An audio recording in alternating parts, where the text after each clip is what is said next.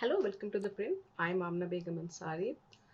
All eyes remain on West Bengal after the Bharatiya Janata Party came to power. And one of its first major policy shift has already triggered intense debate. The state government has decided to discontinue welfare funding for Imam and Purohit. The issue has quickly turned into a wider political and social debate, ranging from arguments around the end of appeasement politics to question of welfare misuse, identity politics, and the meaning of secularism itself. The West Bengal government's decision has revived India's oldest and perhaps most uncomfortable political question: what does secularism mean in practice? For decades, Indian governments across political parties have had a complicated relationship with religion. Unlike the Western idea of secularism, where the state and religion are meant to be separate, distant entities, India's version has often meant active involvement with all religious communities.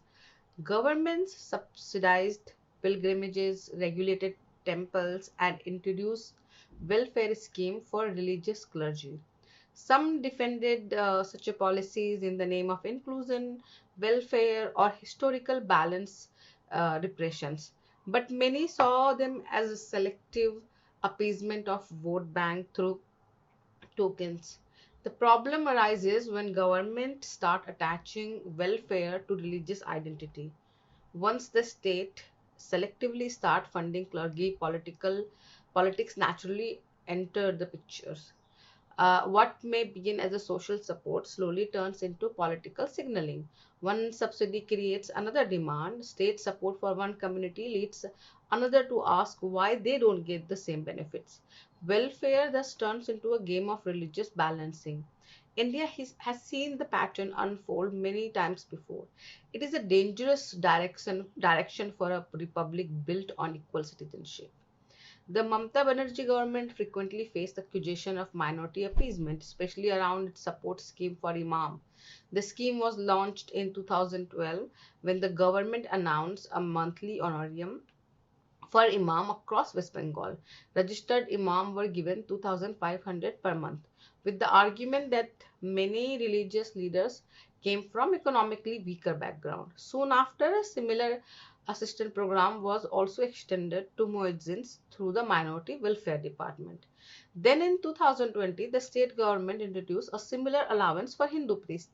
The move was widely seen as a response to the criticism that only Muslim religious figures were receiving state support.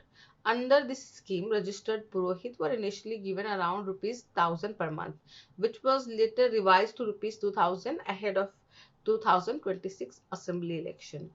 But why would governments fund religious functionaries at all? Why should the state be involved in religion? A secular democratic state cannot permanently sustain the role of religious patron without undermining its own neutrality. Whether the beneficiaries are imam, purohit, pastor, monks, or any other clergy, the principle remains the same. Public funds are meant to serve citizen as citizen, not as a member of religious constituencies. This is not an argument against religion, nor it is about ignoring the economic struggle of people working in religious institution. Many imam and priests, especially in rural area, live very modest life and often survive on an unstable donation. Their financial difficulties are real and deserve empathy. But the support should come through a broader welfare system based on economic need rather than religion specific state patronage. Religion already shapes a lot of political discourse in India. That is why this decision in West Bengal feels like a step in the right direction. It could also mean that political parties are slowly realizing that openly religion linked welfare schemes are becoming harder to justify now.